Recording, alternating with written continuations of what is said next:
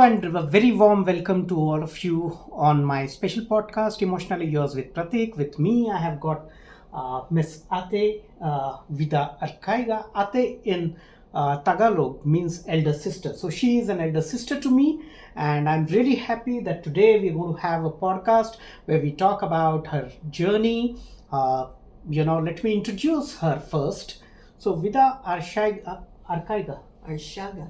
Arciaga, I'm sorry, Vida Arciaga is one of the most recognized women in the Philippines. She was featured amongst the top 50 influential women in Philippines, but she had a long journey, right from to being a two times cancer survivor to a fighter who actually fought her way out with the company who fired her to something which is and a very successful career as a corporate person in the higher ranks in HR with the most successful BPOs and financial companies in the Philippines. So I'm really glad we are in Manila right now, and with me a very warm welcome Ate Vida, and we're really happy to have you. Yeah, good morning, Pratik, my brother. It's also my honor to do this podcast with you. And by the way, Pratik, I look up to you because you're not only a brother to me, but I consider you as my guru. I'm flattered. Yes. Thank you very much. So this part, I guess we need to edit. All right, all right. So let's talk about your overall journey. If you could just tell us about your life journey, how it has evolved over the period of time, and then the most important aspect are the emotional turmoils that you faced in life. So I would like to understand from where you come, and the most inspiring story that I find about you is the two times cancer surviving and the real fighter spirit with which you come. So don't go on the innocent face. There is a big fighter spirit that she carries. Yeah, okay. Thank you for that. But before going further, brother, yeah, I must correct you about being the top 15, okay? I'm actually only in the top 100 most influential Filipino women on LinkedIn for 2022 and for 2023. Awesome. Thanks for correcting. So top 100. So my corrections. I'm really sorry about that. Yeah, because that's very important, Pratik. Yeah, it's a fact that we're stating here, right? Right. Okay. Yeah. So you're asking me about, how I went through my journey. Yeah. Yeah, the fighter in me. I think the cancers came much later in my life. Mm-hmm. I can say that I was born a fighter. Mm-hmm. Yeah, my childhood was already very challenging. Mm-hmm. I came from extreme poverty. I was born as a 6 months premature baby. Oh. Yeah, and the labor that my mother went through. Mm-hmm. So I went through with her. I believe those were 5 days of labor pains. Mm-hmm. Yeah, and I came alive. Okay, that's why I was named Vida, because Vida means life in Spanish. Oh. Yeah. Okay. So the name Vida Candida actually is full of life Right. ever since. Yeah. And Candida, the name that they twinned with Vida, Mm-hmm. is the name of my mother's mother. Okay. Yeah. Who I did not get to meet because she died at the age of 40, which was Mhm. quite young. Right. And I think she also had the cancer that I had. Oh. Yeah, but back then, they did not know what to do. They did Right. not know that it was cancer, so she died really early.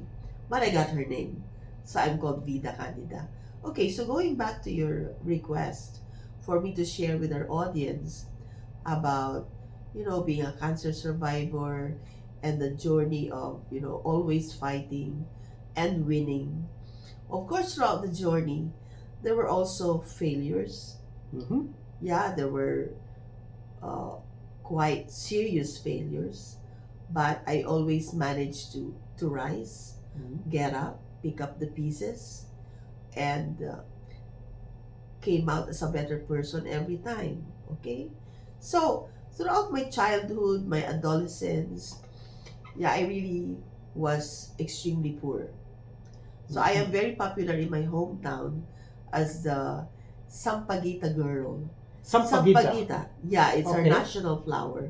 Oh, Yeah, I wow. think globally or in India, you may equate this flower with jasmine.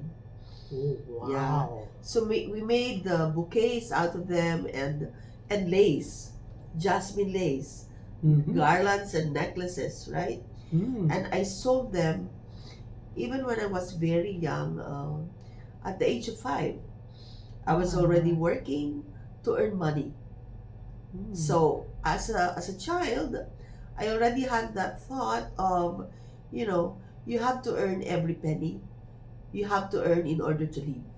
So that's how I lived with life. Okay, and the extreme poverty from childhood, uh, I think that was not just a one-time challenge in my life. Yeah, it was a challenge all throughout. But that made me a very strong person, a very determined person to really understand poverty and that it is really important to rise from it. And so at an early age, I determined right away that education is the key. Okay? So, yeah, going back to how you described me as a cancer survivor, yeah, I said it came later in my life. It came when I was in my mid 40s. Mid Yeah? 40s. Yeah, the first malignancy. Almost the same time when your grandmother died Yeah, of cancer. right, yeah. Right. So, the malignancy started with my ovaries and my uterus. Mm-hmm. So, the thing I was fortunate about is that uh, early detection was possible. Mm. Early detection was possible because I could afford to have my checkup, to get diagnosis, to get doctor's opinions, and to go through the medication. And I say I'm fortunate to have the means to have that because I was really working. I am working full time. I did not stop working even with the diagnosis. So it all started with the ovaries and the uterus. A few years after, my thyroid cancer was also diagnosed. Right. And a year after, it metastasized to my breast. So all in all, as a cancer survivor, I survived 2 types of cancer. Actually 3, if we count the metastasis. Mm-hmm. And I survived after 8 operations, brother. Wow. Yeah. So right from your birth till now, Yes. okay, the biological struggle Yes. itself Mhm. has been there. Mhm. And I must say that this lady is an iron lady that we call. Yeah. Right. Never bogged down by poverty, by biological issues, Yes. by something as difficult as cancer to deal with. Yes. And right from birth, the struggle started. Yeah. And I did not Excellent. stop working, brother. Yeah. Right. We must note that because that's very important. Right. Even after knowing that I have the illnesses, I went with the medications that are necessary for me to be treated and be healed. I did not stop working. That makes this lady the iron lady that I call her. Yeah. The real fighter, okay, the killer instinct, and amazingly emotional strength that I find. Because the moment you hear this word cancer, difficult to survive, death, okay, you need a lot of emotional strength. So let me take you to the journey Yeah. of how these emotional strengths, from where did you derive these emotional strengths? Oh, okay. Yeah. And I like the way you say it. Emotional strength, Yes. right? I think it's a competence. It's a Okay. competency in itself. Right. And as a skill, I call it as a really necessary life skill. The training ground for life skills is life itself. It's not our company. Hold on. Now, that's a very important statement that I find, that the training ground for Emotional strength is the life itself. Yes. Awesome. Life itself. The life teaches you many lessons, and how to stay strong emotionally is one of the lessons that you take. Yeah. So your question, brother, where did I draw that The emotional emotional strength? I think I would say if others would call themselves unfortunate because Mhm. they are born poor, Mhm. extremely poor, I would rather look at it positively. Mhm. Yeah. And I call my every success, little wins, a sweet success because I was born poor. For me, my poverty was a blessing Wow. because it made me a very hardworking person, very determined, very passionate, very ambitious, and I worked hard and smart to fulfill my goals and aspirations in life. So I think the poverty itself, the journey itself, being a very poor child in a family that grew in the province, I think that gave me a very strong foundation to build my emotional strength. How you call it? Fantastic. So the adversities of life, actually, you took them as opportunities to turn them around. Yes. And this is something that I find very rare. And half the people blame the circumstances for poverty, for poor health, they, you know, or anything that they come across. But then you took it as something that would make you more hardworking to overcome and derive emotional strength. So as I always say, and in my book also, which you must have gone through, I talk about bouncing back is more important than the initial failure, and hunger and humiliation are the best two gurus that you find. Yes. And this is what uh, Vida has been all through at the Vida.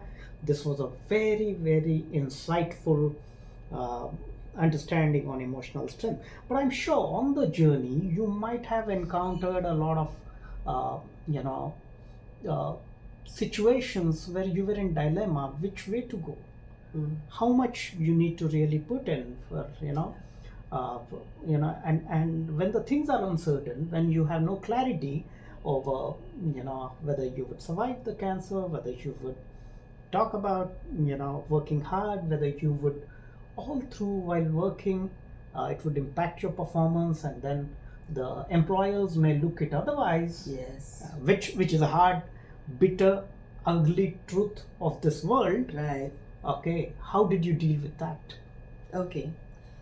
I think to be to give our audience and you Mhm. a really helpful and clear picture, okay, of how I went through this. I have three critical incidents Mhm. in my life, Brother Pratik. Um, I have a lot, more than three, but in my mind, while preparing for this discussion of ours, I have these three critical incidents that I want to share. Okay, Mhm. number one, the cancer, Mhm. because it has made me popular. Okay, Popular. Vida, the cancer survivor. Right. So I used to meet groups of people, cancer patients and victims themselves, with their families, with their support groups, even with their doctors, okay, to inspire them on how to deal with this, okay. Wow. Another incident is the death of my mother, okay. Mhm. So we're a very closely knit family, Right. very small family. My mother, my father, who was not a constant physical figure in the family because he worked remotely and he did not come to our province quite often. So we saw him very rarely. So it was the constant uh, togetherness was with my sister Mhm. and my mother. So we were very close. So when my mother got ill, uh, it was a really heavy burden to carry. Okay, the medications, the emotional turmoil, the fear of even just the thought of losing her was an emotional challenge. Not every day, but every hour. Oh every my. minute. Yeah. So when we're at home, I'm quite relaxed and cool because I see her Mm. being all right, although she's sick. But whenever I leave home or I left the house and go to my work, there's always that fear of what if I come home later tonight and my mother is no longer there. So that gave me that, that feeling of fear and apprehension, that nervousness, that anxiety, okay? But I always thought that whatever happens, I believe that we all have souls, okay? Yes. And that when we pass from this world, there's a place where we will meet each other again. Mm. That's how I kept it positive, okay? So, came the time when she was confined in the neuro ICU for 31 days. That was the final chapter of her life. That was the only time also that I took a long leave of absence from my work. Mm. I was known to have really great attendance, okay? But at that time, I decided I am in that dilemma of, taking a long leave of absence while taking care of my mother at the hospital, and having that time that I may neglect my work. So that alone is a choice that I made. And I said to myself, even if I become absent from work because I have proven my worth, my values, my commitment to my company, this is the only time that I can serve my mother well as a daughter. So I took the decision that I'll stay in the hospital with her at the neuro ICU where I lived literally, Pratik. Mm. Yeah. So that I And, will be I mean, there. even visiting ICU is scary, so I can imagine Yeah. how you lived through it. Yes. My And then God. the sad part is that after 31 days, I had to make a, a major, crucial decision Mm-hmm. whether to continue with the support system for my mother at the hospital Mhm. or just pull it because we already were drained Mm. financially. Okay, so I had this conference with all her doctors. I tried to understand so well what will happen If you pull the plugs out. if we pull the plug or we continue treating her and we get ourselves buried in debt, right? Mm. So I prayed hard. While she was in coma, I talked to her, whispered in her ears that, uh, Mom, I will not let you agonize more. And so we're making this final decision to part ways and we'll see each other again. That's how I kept myself calm, being the one in charge of decision making. All right. Yeah. Because she was helpless at that time. I could not consult her. And even if I prayed to God, God would not literally give me the answer, right? So that's how I dealt with the emotional turmoil. I know that it will be very sad to lose my mother. And yet, I looked at the side where the realities of life should guide me in decision making. I would not like us to be buried in debt. And even if she leaves with a support system, she wouldn't wake up from the coma situation. Oh yeah. Yeah? So the decision made was to let her go, to cut the agony, and to continue living. Yeah. One of the most difficult decisions Yes. to be made. Yeah. And the other one. Mhm. Okay, just briefly. Okay, you said I was very famous in the corporate world. Yeah, Yes. that was true. And Be- that is still true. Yeah, because That I can see. I mean, yeah, I really you know, worked we are hard. partners in. I a lot of contributed Right. a lot to my companies that employed me.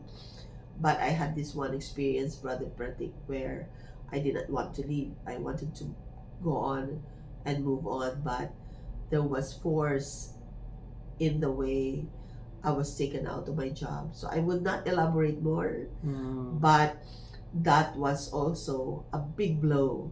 Bit difficult. Yeah, big Situation. difficult situation. But at the end of the day, it's only me who can help myself by having the right perspective. Yes. Yeah, at the time when I lost my job, I said to myself, maybe after surviving the cancers, continuing with this routine of having a full-time job, working 14 to 16 hours a day will not be good for me and my health. So I took it positively that way, and I took it as a break from the routine, and I had ample time to decide how will I move on after losing a job while I was employed for the most part of my life.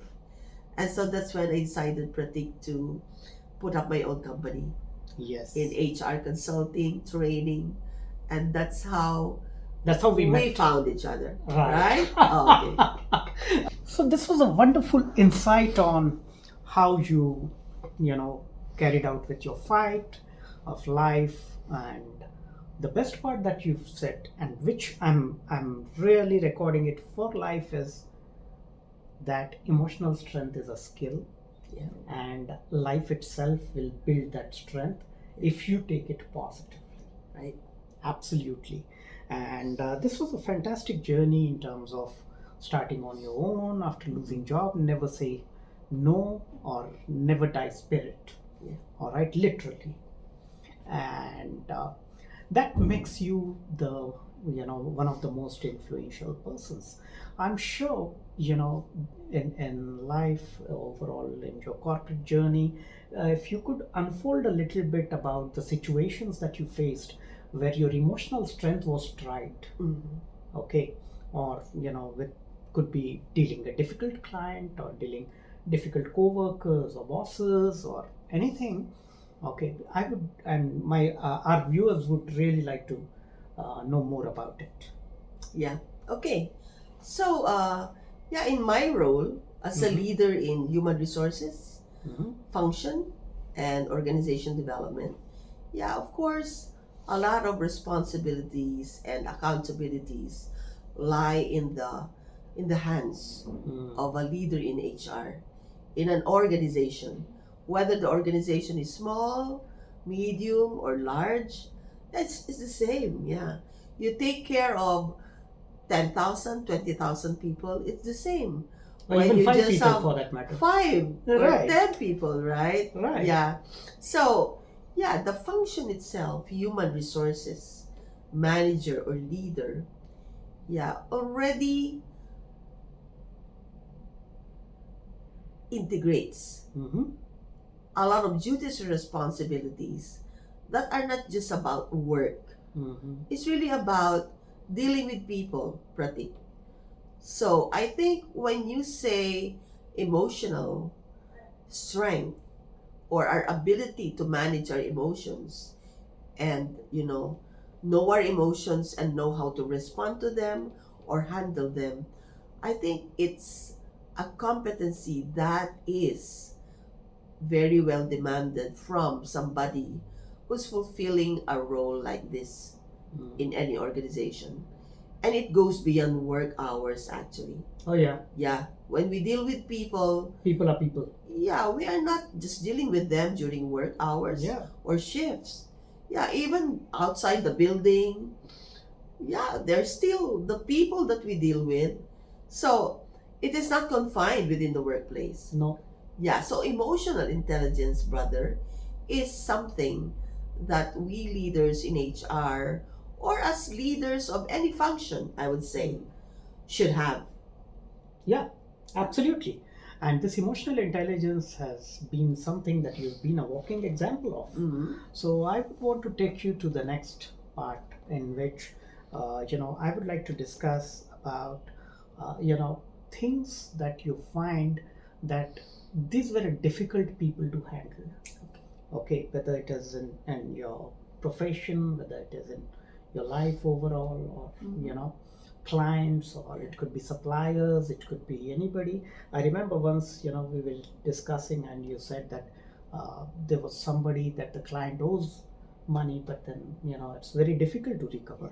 And this really resolves your emotional strength. You know that you rightfully owe the things, and still been denied. So when things are going out of control, whenever you felt that, whether there is a co-worker, his or her behavior is not very conducive, or a supplier, or a vendor, Yeah. or a client, at that point of time, when things are not in your control, and people come up, give you all the reasons, in term which are more emotional than otherwise, and as you rightly said, that the work does not stop at office. Yeah. It continues post that, because people issues are always people issues. Yeah. So I would like to understand the most difficult situations you would like to put across in terms of how you overcame them with the emotional intelligence that we're talking about. Mhm. Okay, it's for me it's a discipline. Discipline. Yeah, that to be able to manage or handle our emotions Mhm. well, we have to empathize. Right. Yeah, so we have to put ourselves in the shoes of the other person Mhm. or other people that affect our current situation, know the root causes, Mhm. why they are in that kind of a situation that affect us. Mhm. And that's where we guide our emotions by content, by the right context, by facts, by realities that we cannot change, so that we will be able to manage how we react and respond to our situations. So understanding the context and putting yourself in the other person's shoes, in short, empathy. Yeah. Okay, and the situations, okay, around that are equally important, is what you say. I couldn't have agreed more on it, because it's very important to know why a person behaves the way he or she does. Right. Right. We have been in a culture, which is in Philippines, where things are not very openly spoken about. Mm-hmm. Right. There's a lot of implicit communication that goes in. Vis-a-vis, you have handled clients from US, who are just the opposite. They're confrontational, they're straightforward, Right. precisely, and they're assertive, Mm-hmm. as compared to what you see in Philippines. Yeah. All right.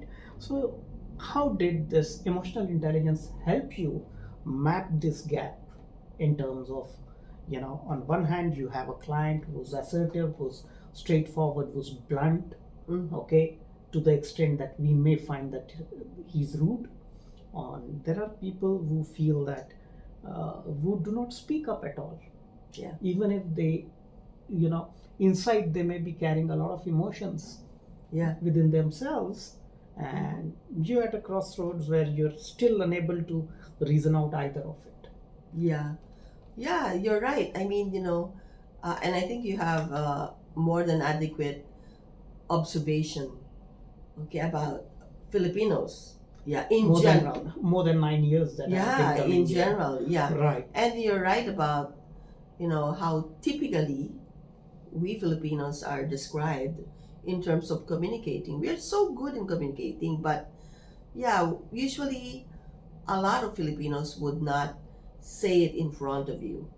So as a leader myself, for example, if I find out that some of my staff, subordinates, or team members would talk behind me, for example, and I think this is a really good example, Pratik. Okay. We Indians are no different, by the way. Just a small degree of variation. Yeah, yeah. Right. But I have worked with a lot of Indian Indians. brothers and Yes. sisters as well, right? Right. So how I deal with this is that I consider myself as the main player. Mm. Okay? So if I'm interacting with another person or many persons and I am there, we are all in that same situation, I will consider myself always that I'm the main player because I'm the only one that I can control best. All right. So what you're saying is, you only have control on the circumstances that you, which are in your hand, Yes. and forget about what happens. Mhm, Otherwise, yeah. just devise a mechanism to respond to it. Yeah. So I try to understand others, but it will take time for me to understand them better. But for myself, immediately I can tell to myself, okay, Vida, don't react negatively. And so I keep it constant.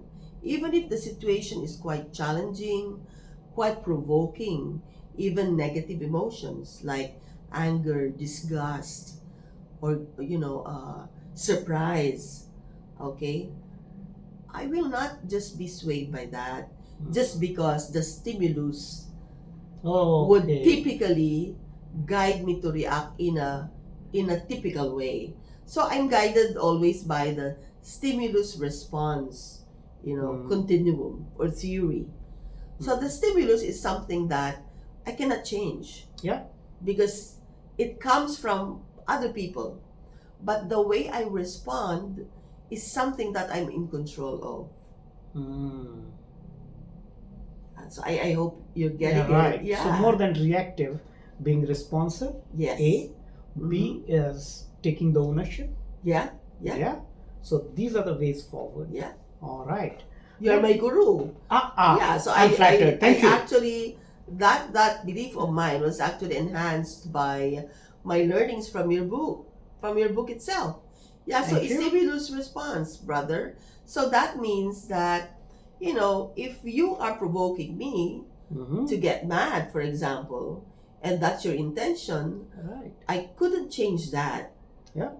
But I can determine a number of ways by which I can react to you or respond to you. So I would not just be swayed by how you stimulated me. Yeah, because I first should be aware of possible consequences. That, if I'm lost, then the more or the worse that the situation can be. Oh yeah. So those are the emotional impact assessments is what Right. you're talking about. So my next question is again about the emotional impact. Okay. Have there been any situations where, those have made deep emotional impacts on you in terms of, where you wanted things to go a particular manner and they don't go in that manner. And then you start feeling, lost, feeling failed at times, disappointed, and then has it really taken a big toll on you? I'm sure there would be situations where you were full of frustration, rage, disappointment, so on and so forth. Let's talk about a couple of them and then understand how you overcame them. Yeah. Okay. So, by my being a cancer victim back then, because I consider myself now as a celebrated survivor. Cancer okay? survivor. Yeah. When I found out, about my situation, I could react in so many ways, right? Of course, I felt grief. I'm a human being, and reactions like that would be Natural. normal. Okay, so there's grief, depression, sadness. There's the fear. What if I only have a few months left, and I leave my child? She was very young then, my daughter, right? And my husband and the big extended family that I support. Okay, but to be dwelling so much on those negative emotions would further make me sick and ruin me. And I told our audience earlier that I did not stop working, right? So if I chose to be affected negatively by the finding of the doctors about my cancers, then I would not perform in my work. I would lose my momentum, and I would maybe lose sight of my goals at work, and my job security would be affected, and that will make things worse because I am a breadwinner, brother. Right. And if I am a cancer patient and I lose my job as well, then I fear that I would not have the means to be treated. I would not also have the means to provide for my family. Then it becomes a really disastrous condition. situation. Right, right. So I quickly responded to the situation saying that I should fight this. I should fight this. I should have the will to survive because others draw their strength from me and others live because of the livelihood that I provide, right? So that's how it may sound simple, of course, but it is It's easier. not as simple as it Yes, sounds. yeah. The second incident that I would use as an example is, after having contributed to a company where, almost impossible goals were given to me as a leader, of course, I was very happy at first because I was recognized for my contribution. I was rewarded well. I was earning really well that provided for me and my family and my extended family. And all of a sudden, there's this change in the organization that kicked me out literally of the company. Of course, I was sad at first. I was angry. I felt that how could I be treated this way after having contributed to the growth of my company? Don't they respect people? But okay, I know that in business also there could be harsh realities that we, even as leaders, should face. And being an HR expert, I tried my best to understand that. But at the end of the day, after analyzing the root causes and the ways how other people in the organization behaved and treated me, I came to the reality that it's a fact I could not change. That even if I deserved respect, some people couldn't just give that to other people, and I couldn't change them. Okay, so the way I dealt with that is I got my team members together, prepared them for the situation where I will no longer be there, and yeah, we together transitioned so quickly so that the company and its business will not suffer. So despite of the fact that the company took an action, you Yes, still supported in terms Yeah. of the transition. right. Now that's unfathomable. Yeah. Okay, that kind of a commitment, that kind of an attitude is ways different from what we hear. Great. So that's awesome. It was lovely talking to you, Ate Vida, as it has always been. As her name suggests, right, Vida, life.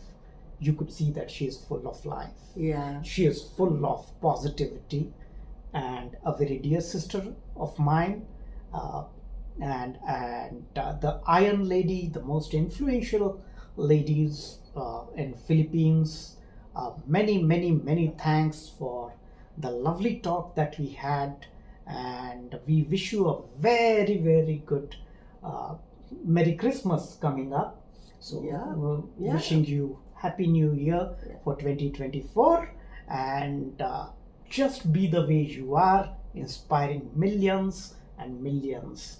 So very inspiring journey from a cancer survivor to from a premature baby to a cancer survivor to a corporate leader, and now an HR consultant. It was awesome talking to you, Ate Vida, and many thanks for choosing us for this podcast. Thank you very much. And I have my closing remark. All right, please go Yeah. ahead. Yeah, so emotions are very important, Yes, they Brother are. Pratik, because emotions are the only things that cannot be automated. Emotions make us humans. Yeah. And I think that I was born to serve humanity. Wow, that's a brilliant thought. On that brilliant thought, we close the closing remarks, and it was awesome. It was really nice, as we always say that sometimes we feel that we're making choices, but choices make us. So taking it further, Ate Vida has said, we all are emotional beings, and that's all the more reason why we should look at our emotions in a more clearer and a better manner, be in touch with them, regulate them, and be emotionally intelligent. Thank you very much. It was lovely talking to you. Thank you.